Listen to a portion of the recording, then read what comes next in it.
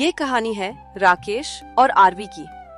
एक भाई जो अपनी बचपन खोकर भी मुस्कुराना नहीं भूला। एक बहन जिसके सपने मिट्टी की दरारों में भी उगाते थे। राकेश चारपाई पर बैठा साइकिल का टूटा पेडल ठीक कर रहा था। उसके हाथों पर मिट्टी, चिकनाई और नन्ही सी थकान की लकीरें थीं।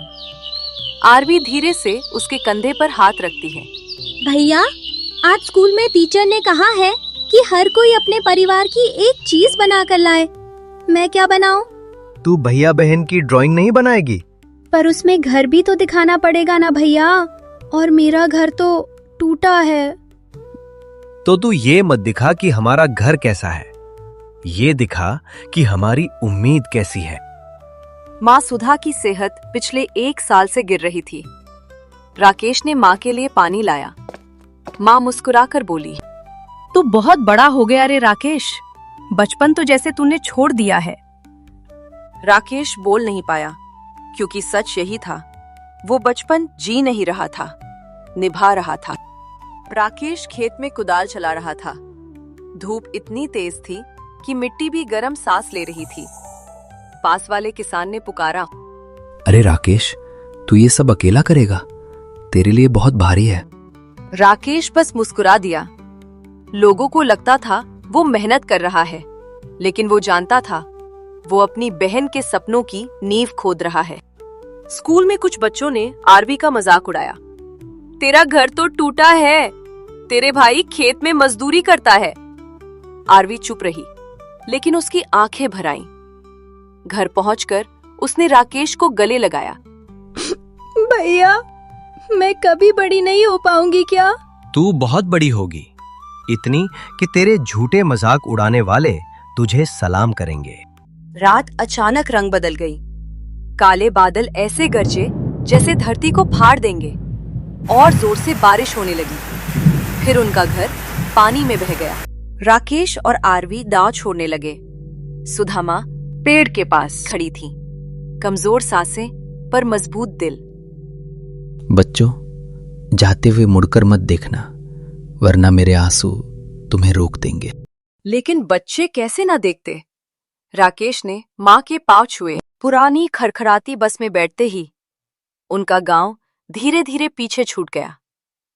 पहली बार राकेश के दिल ने कहा, अब पीछे जाना नहीं है। शहर की सड़कें इतनी तेज थीं कि आरवी को लगा हवा भी यहाँ दौड़ती है। ढाबे के मालिक, मोटा पेट, छोटे बाल। काम चाहिए तो दिन में बर्तन, रात में झाड़ू। सोने का कमरा नहीं मिलेगा, जगह मैं पीछे दे दूंगा। राकेश के लिए ये बड़ा कदम था, पर उसने हाँ में सिर हिला दिया।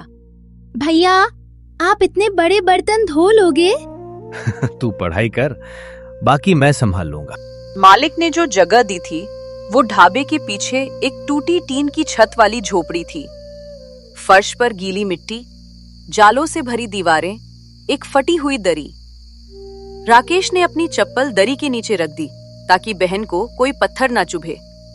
आरवी लेट गई, धीमे से बोली, भैया, गांव वाला घर इससे अच्छा था। ये जगह नहीं, ये रास्ता है। हम घर बाद में बनाएंगे, बड़ा वाला। ढाबे पर 14-14 घंटे काम। राकेश के हाथों की त्वचा छिलने लगी, नाखूनों के नीचे से खून निकलने लगा। मालिक हर छोटी गलती पर चिल्लाता, ओए गांव के, ये बर्तन साफ करना नहीं आता? लेकिन हर रात वो वही गीली दरी पर बैठे बैठे अपनी किताब खोल लेता। नींद आंसू लेकर आती, लेकिन वो पढ़ता रहता। आरवी उसके पास बैठकर होमवर्क करती। दोनों की कापियां अलग थीं, पर संघर्ष एक था। एक शाम ढाबे में अचानक गैस की तेज गंध फैली। राकेश चिल्लाया, मालिक, पाइप लीक हो रहा है। भय, धुआं, आग, सब कुछ एक साथ। ढाबा आग में घिर गया। सब लोग भागे, पर राकेश ने देखा कि एक छोटा बच्चा काउंटर के पीछे फंसा था। वह बिना सोचे दौड़ पड़ा। धुआं उसकी आंखें जलाने लगा। हवा गरम लोहे जैसी थी, पर उसने बच्चे को खींचकर बाहर निकाला। मालिक कांपते हुए बोला, ओए, तूने मेरी जान बचाई। ये ले, कल से तू यहाँ नहीं काम करेगा, तू पढ़ेगा। तेरी स्कॉलरशिप रहने का कमरा सब मैं दूंगा। भैया, आप सुपर हीरो हो। राकेश मुस्कुराया, पर उसके हाथ अभी भी जलन से कांप रहे थे।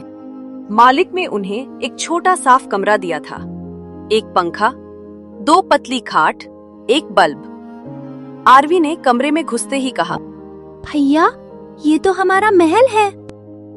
राकेश हंस पड़ा। उसे लगा अब अंधेरों में भी रोशनी है। अब राकेश दिन में कॉलेज की तैयारी करता। कॉलेज का एंट्रेंस टेस्ट उन्हें जीवन बदल सकता था। रात से सुबह हो गई, पर राकेश की पढ़ाई नहीं रुकी। पेपर वाले दिन राकेश के हाथ पसीने से भीगे थे, पर उसने पेपर खोला तो चेहरा शांत हो गया। वो जानता था आज वो सिर्फ पेपर नहीं लिख रहा, आज वो अपने और बहन के भविष्य की दीवार खड़ी कर रहा है। बोर्ड पर रिजल्ट लगा। भीड़ में धक्का, निरीह उम्मीदें, कई रोते हुए चेहरे, कई खुश चेहरे। राकेश ने धीरे से बोर्ड देखा और उसके होंठ कांप गए।